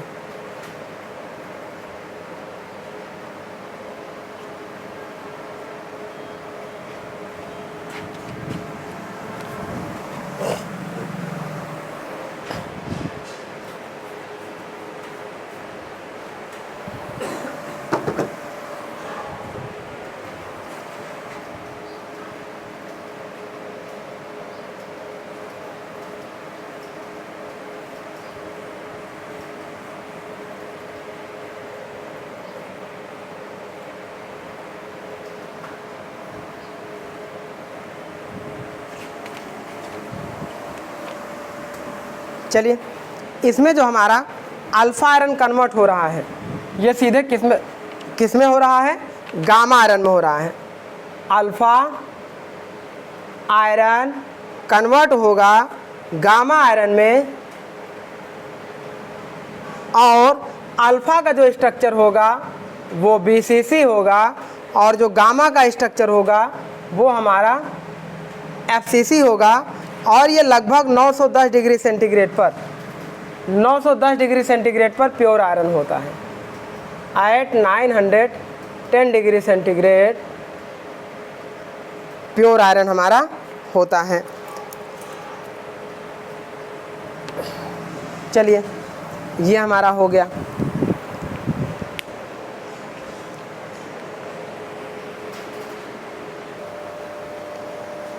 देखिए अभी तक स्टूडेंट हम लोगों ने क्या किया, अपने इस पे डिस्कशन किया। जो हमारा आयरन कार्बन का ये हम लोग देखिए 2% कार्बन तक डिस्कस किया। 2% का मतलब ये हमारा होगा यूटेक्टॉइड रीजन। अब 2% की इधर जब जाएंगे तो वो यूटेक्टिक रीजन कहलाएगा, और यही पॉइंट हमारा यूटेक्टिक पॉइंट कहलाता है। ये जरूर ध्यान दीजिएगा, इसे हम लोग यूटेक्टिक पॉइंट बोलते हैं। अब इस यूटेक्टिक पॉइंट के इधर यूटेक्टॉइड रीजन होगा और इधर यूटेक्टिक रीजन होगा। अच्छा चलिए इसमें देखिएगा, अल्फा आयरन हमारा गामा आयरन में कन्वर्ट हुआ है। अब उसके बाद इस गामा आयरन के ऊपर और नोट पॉइंट हम लोग लिख लेते हैं। यहाँ पर अल्फा आयरन गामा आयरन में कन्वर्ट हुआ था, लेकिन 910 डिग्री सेंटीग्रेड पर वो हमारा प्योर आयरन में था, और उसके ऊपर हमारा गामा आयरन मिल रहा था। देन आफ्टर जैसे जैसे आयरन को, है ना, when iron heated up to 1400 degree centigrade, जैसे जैसे हम लोग 1400 डिग्री सेंटीग्रेड से ऊपर हम लोग इसे हीट अप करेंगे, heated up to 1400 degree centigrade, then the delta iron is, यहाँ पर देखिएगा ये जो बनेगा डेल्टा आयरन, तो ये हमारा हो जाएगा then the delta iron is converted, delta iron is converted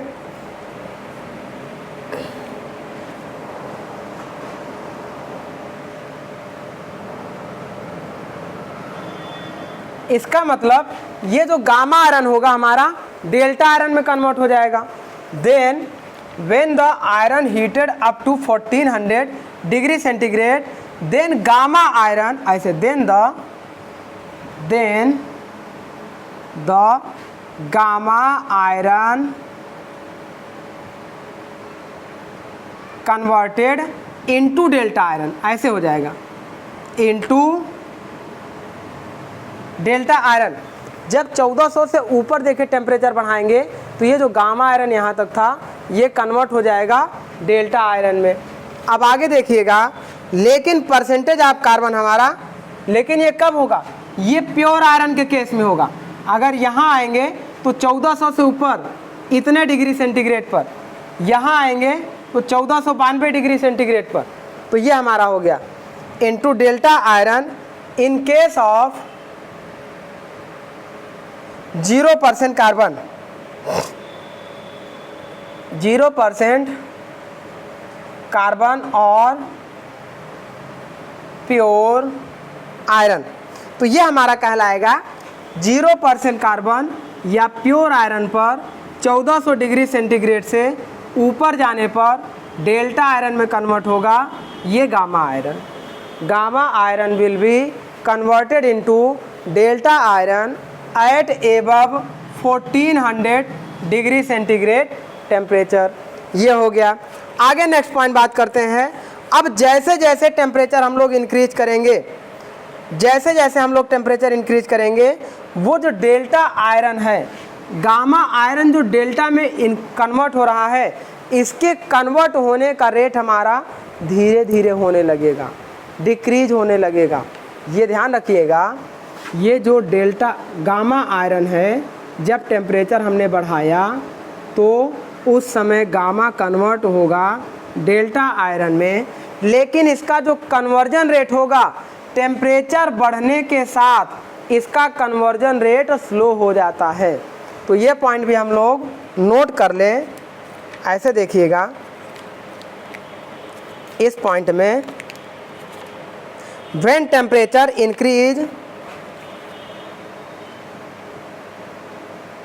when temperature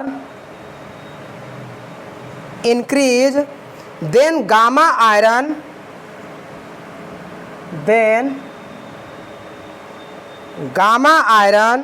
will be converted,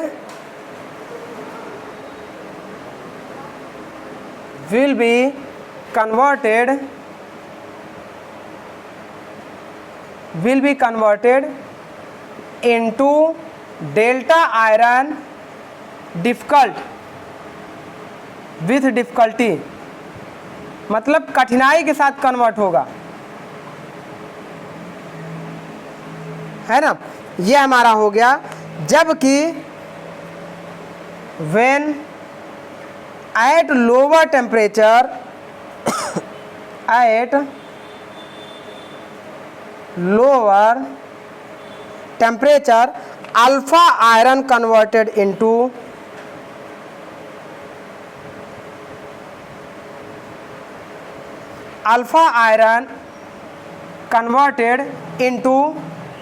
gamma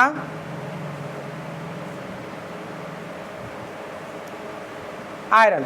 ये जो हमारा होगा गामा आयरन, ये लोअर टेम्परेचर पर ही गामा आयरन में कन्वर्ट होगा अल्फा आयरन, लेकिन हायर टेम्परेचर पर गामा आयरन जो होगा वो डेल्टा आयरन में डिफ़िकल्टी से कन्वर्ट होगा, थोड़ा कठिनाई से कन्वर्ट होगा। एक इक्वेशन के थ्रू इसको हम लोग नोट कर लेते हैं। ऐसे देखिए, एक इक्वेशन के थ्रू इसको हम लोग नोट कर लेते हैं। देखिए, इक्वेशन का मतलब जब हमारा गामा आयरन होगा तो वो हमारा कन्वर्ट होगा डेल्टा आयरन फेराइड में।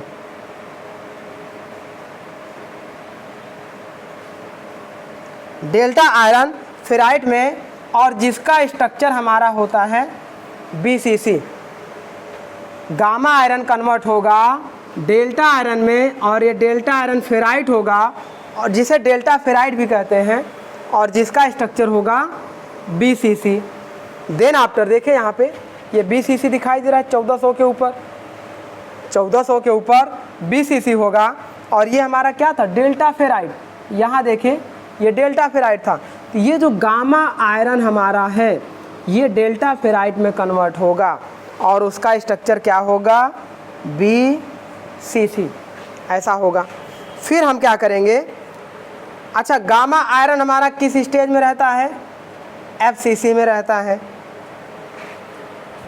और ये रिएक्शन हमारी कब होगी, for pure iron at temperature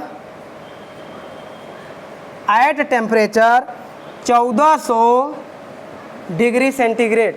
1400 degree centigrade पर ये देखिए हमारा प्योर गामा आयरन कन्वर्ट होने लगेगा डेल्टा आयरन में।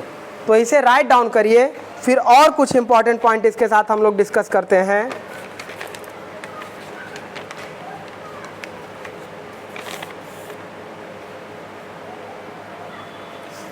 चलिए मान लीजिए हम यहाँ की अगर बात करें, इस पॉइंट की 1492 डिग्री सेंटीग्रेड की बात करें, तो यहाँ पर हमारा क्या हो रहा है, इस तरीके से दो छोटे छोटे कर्व दिखाई दे रहे हैं और एक बड़ा कर्व दिखाई दे रहा है।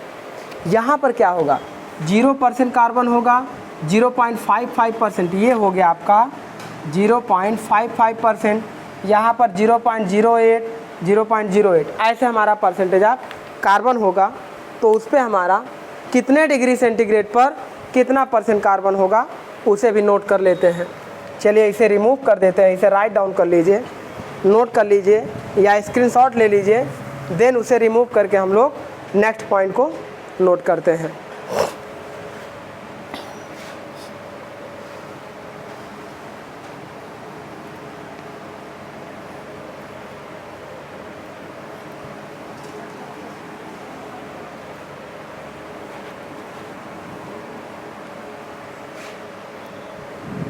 चलिए नेक्स्ट पॉइंट हम लोग नोट करते हैं।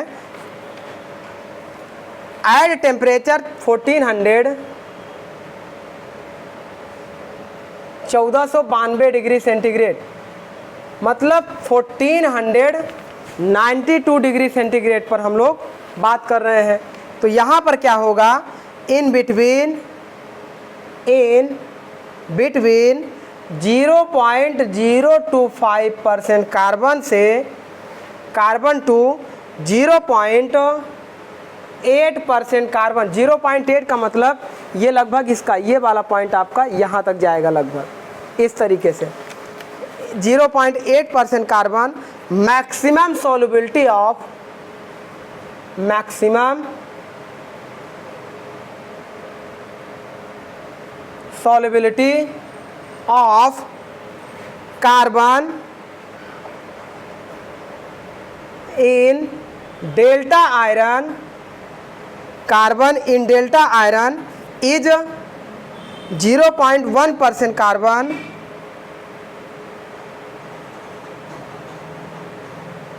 0.1% carbon at temperature,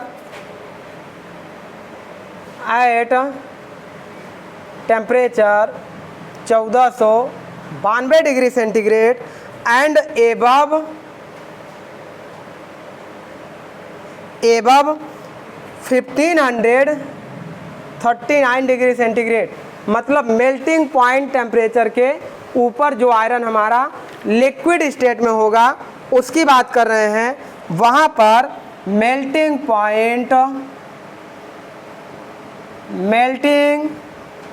point of pure iron 1539 degree centigrade के ऊपर हमारा प्योर आयरन मिलेगा।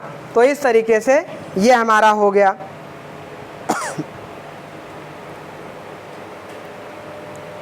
एक टेबल बना देते हैं, देखिए इसे भी याद रख लीजिएगा। एक टेबल बना देते हैं, इम्पॉर्टेंट, वेरी इम्पॉर्टेंट। ये टेबल आपकी कुछ नहीं होगी, ये होगा maximum maximum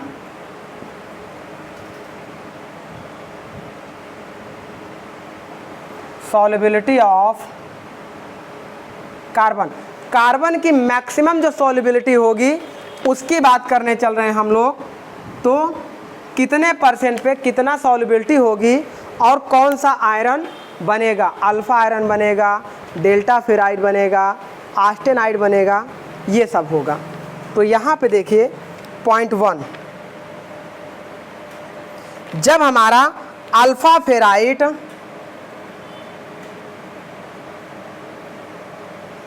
eight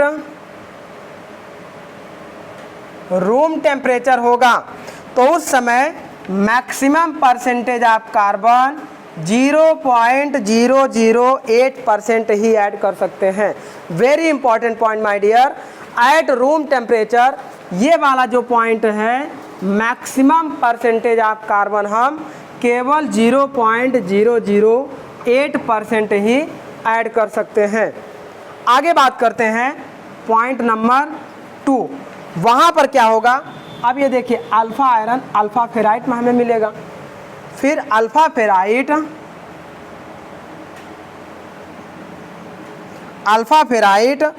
eight 727 degree centigrade, 727 degree centigrade पर ये हमारा मैक्सिमम देखिए कितना 0.025% कार्बन ऐड हो सकता है। ये ग्राफ का मतलब यही है कि इतने डिग्री सेंटीग्रेड पर 0.025% कार्बन ऐड हो सकता है। तो ये हमारा होगा 0.025% कार्बन। पॉइंट नंबर 3 की बात कर रहे हैं।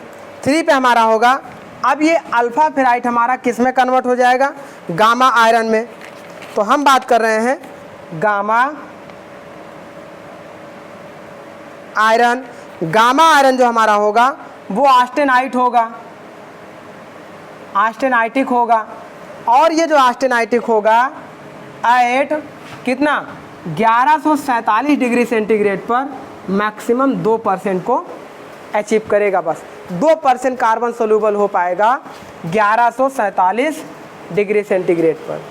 तो इस तरीके से एट 1147 डिग्री सेंटीग्रेड ये हो जाएगा 2% कार्बन। 4 पॉइंट आप देख लीजिए। अब ये गामा आयरन कन्वर्ट होगा डेल्टा आयरन में। अब वहाँ पर कितना परसेंट होगा, डेल्टा जो फेराइट हमारा बनेगा delta ferrite at 1492 degree centigrade sorry 1492 degree centigrade at 1492 degree centigrade, ये जो हमारा होगा मैक्सिमम सॉल्युबिलिटी ऑफ कार्बन 0.1%। तो ये हमारा हो गया maximum solubility of carbon percentage in iron at different temperature.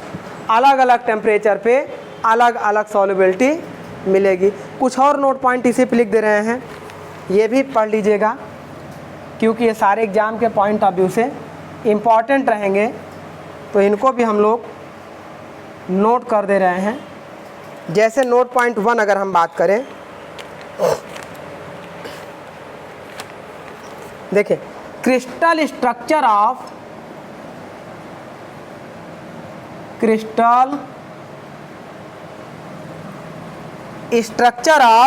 Alpha and delta iron. इसका जो क्रिस्टल स्ट्रक्चर होता है डियर, ये होता है BCC। यहाँ पर देखिए BCC आपका डेल्टा आयरन और यहाँ पर अल्फा आयरन और ये गामा आयरन। 910 डिग्री सेंटीग्रेड के ऊपर गामा आयरन, उसके नीचे अल्फा आयरन और 1400 डिग्री सेंटीग्रेड से ये डेल्टा आयरन। तो जो डेल्टा आयरन होगा ये डेल्टा आयरन होगा, ये आपका अल्फा आयरन होगा, ये BCC और ये BCC होगा।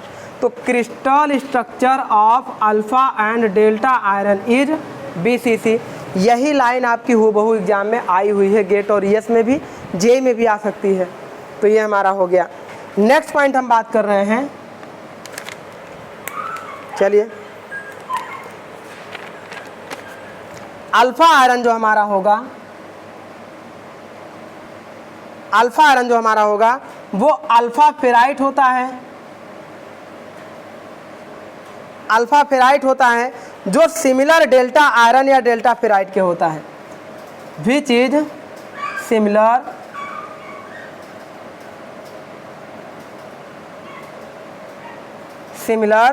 डेल्टा आयरन या डेल्टा फेराइट। देखिए अल्फा का भी स्ट्रक्चर BCC होता है और डेल्टा का भी स्ट्रक्चर BCC होता है। तो अल्फा और डेल्टा लगभग सिमिलर स्ट्रक्चर में होते हैं। आगे की बात कर रहे हैं, नेक्स्ट पॉइंट नोट कर देते हैं। चलिए अच्छा देखिए, गामा आयरन को हम लोग किससे जानते हैं? आस्टेनाइट से जानते हैं। ये भी क्वेश्चन पूछा गया है कि आस्टेनाइट हम लोग किस आयरन को कहते हैं, अल्फा आयरन, गामा आयरन या डेल्टा आयरन या सभी को? तो हमारा हो जाएगा gamma iron is called, gamma iron is called, gamma iron is called austenite या gamma iron is known as austenite. अगला पॉइंट नोट कर देते हैं, crystal structure, very very important point है। क्रिस्टल स्ट्रक्चर ऑफ आस्टेनाइट, ये हमारा देखिए जो आस्टेनाइट का क्रिस्टल स्ट्रक्चर होता है वो हमारा कैसा होता है? FCC होता है। यहाँ देखिए, यहाँ पर जो हमारा गामा आयरन होगा उसका क्रिस्टल स्ट्रक्चर कैसा होता है? FCC होता है। उसके बाद एक और वेरी वेरी इंपॉर्टेंट पॉइंट आप देख लीजिए, ये जो हमारा होगा ये पूछा जा सकता है, ऐसे देखिएगा, Fe3C आयरन कार्बाइड जिसे बोलते हैं, Fe3C आल्सो नोन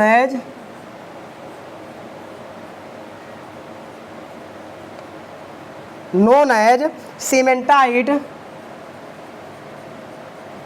जो Fe3C आयरन कार्बाइड होगा माय डियर, उसे हम लोग सीमेंटाइट के नाम से जानते हैं।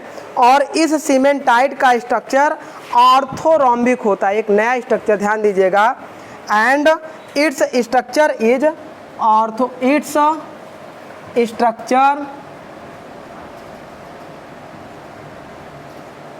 इज ऑर्थोरोम्बिक, ORTHORHOMBIC, इसका स्ट्रक्चर हमारा ऑर्थोरोम्बिक होता है। एक नया स्ट्रक्चर आपको मिलेगा ऑर्थोरोम्बिक, इसके अंदर पढ़ने की ज़रूरत नहीं है, केवल यही पूछेगा आयरन कार्बाइड या Fe3C या सीमेंटाइड आपका किस स्ट्रक्चर में होता है।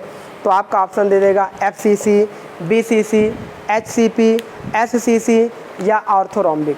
तो हमेशा सीमेंटाइड का जो स्ट्रक्चर होगा वो ऑर्थोरोम्बिक होगा। नेक्स्ट पॉइंट हम लोग देख लेते हैं। अल्फा प्लस Fe3C की अगर बात करेगा, alpha plus cementite, alpha iron plus cementite की बात करेगा तो वो हमारा सॉलिड सोल्यूशन ऑफ परलाइट कहलाता है। उसे हम लोग सॉलिड सोल्यूशन या उसी को पियरलाइट, पियरलाइट इसलिए कहते हैं क्योंकि वो वाला आयरन लगभग मोती की तरह चमकता रहता है। Fe3C आयरन पर्ल यानी मोती की तरह चमकता रहता है, इसीलिए इसे परलाइट बोलते हैं।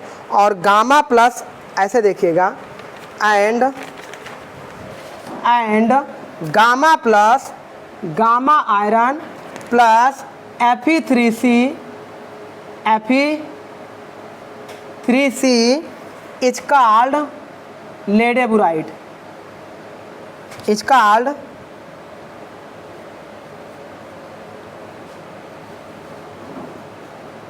लेडेबुराइट। तो इस तरीके से देखा स्टूडेंट आप लोगों ने, ये हमने अभी थोड़ा सा पार्ट 1 में देखिए, ये हमारा था part 1 of iron carbon equilibrium diagram, जिस पे हम लोगों ने इस तरफ की स्टडी किया। जब 2% तक कार्बन हमने ऐड किया तो उस पर डिफरेंट टेम्परेचर पर क्या क्या स्थितियाँ मिली। आप देखिए कि 910 पे भी प्योर आयरन मिलेगा, 1400 भी प्योर आयरन मिलेगा और 1539 पे भी। 3 टेम्परेचर आप याद रखेंगे। 0 डिग्री पर तो प्योर आयरन मिलेगा ही, रूम टेम्परेचर पर 0.008% कार्बन ऐड कर सकते हैं और 910 पर भी प्योर आयरन मिलेगा, 1400 पर भी प्योर आयरन मिलेगा और 1539 पर भी मिलेगा। अब उस पर पूछेगा किस किस टेम्परेचर पर मैक्सिमम आयरन हम ऐड कर सकते हैं। तो अल्फ़ा आयरन 727 डिग्री सेंटीग्रेड पर, जब अल्फ़ा आयरन का मैक्सिमम परसेंटेज पूछेगा तो 727 डिग्री सेंटीग्रेड पर 0.025% ऐड कर सकते हैं और 1147 डिग्री सेंटीग्रेड पर गामा आयरन 2% कार्बन ऐड कर सकता है और 1492 डिग्री सेंटीग्रेड पर डेल्टा आयरन आपका कितना परसेंट ऐड कर सकता है? 0.55%। तो इस तरीके से डियर ये हम लोगों ने पार्ट 1 को डिस्कस किया। अब हम लोग क्या करेंगे, नेक्स्ट लेक्चर में अपना आयरन कार्बन इक्विलिब्रियम का नेक्स्ट पार्ट डिस्कस करेंगे। तो चलिए स्टूडेंट, आज का टॉपिक हम लोग यहीं पे स्टॉप करेंगे। Thank you my dear.